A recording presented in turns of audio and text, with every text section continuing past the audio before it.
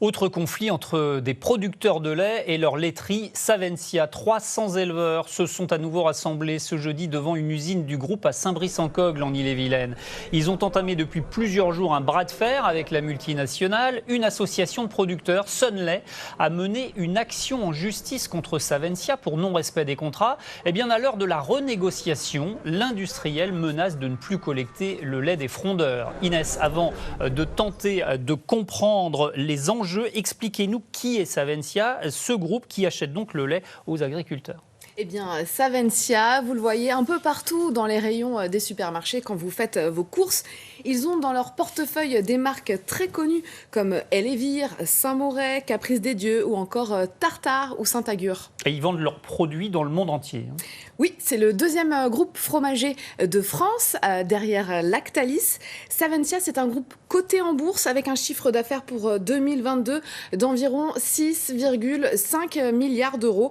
Un chiffre en progression de 16% par rapport à l'exercice précédent, Eric. Alors qu'attendent les éleveurs, qu'ils soient bretons ou normands ?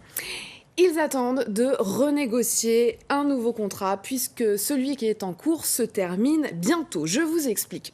Les agriculteurs situés dans les alentours de l'usine de Saint-Brice-en-Cogle vendent leur lait à Savencia, mais ils ne le vendent pas directement. Pour peser, ces éleveurs sont rassemblés au sein d'une association qui s'appelle Sunlait. Sauf qu'à présent, Savencia ne veut plus renégocier avec Sunlait.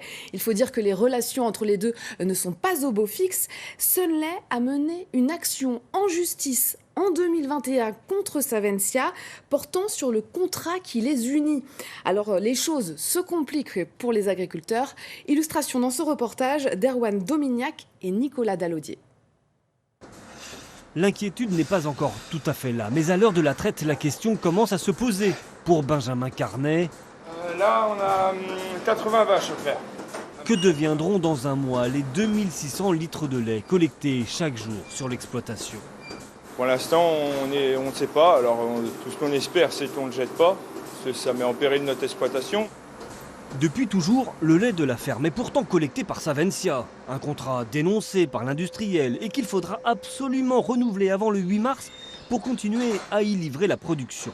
Problème, Savencia ne veut plus négocier avec l'association de producteurs dont font partie Benjamin et ses collègues, depuis que les exploitants ont engagé une bataille juridique à son encontre. Dès qu'on mord un petit coup, dès qu'on mordit, en face, ils montent sur leurs chevaux aussi. Pour les agriculteurs, le bras de fer a commencé. Ça va être un rapport de force avec des courriers qu'on reçoit, des pressions auprès des éleveurs, auprès des JA notamment, des futurs JA qui veulent s'installer, jeunes agriculteurs, et donc avec une pression, si vous ne changez pas d'association de producteurs, on ne vous donnera pas de lait à votre installation, tout ça. Alors, pour mettre à leur tour la pression sur Savencia, direction le site de Saint-Brice-en-Cogle en Ille-et-Vilaine. L'objectif des producteurs est de montrer qu'ils restent unis face à un acteur dont ils représentent entre 16 et 17% des approvisionnements. On a besoin de Savencia et Savencia a besoin de nous, a besoin de nos producteurs. Savencia veut le lait de nos producteurs, ça c'est sûr. Raisonnablement, si on a besoin les uns des autres, on doit parler ensemble.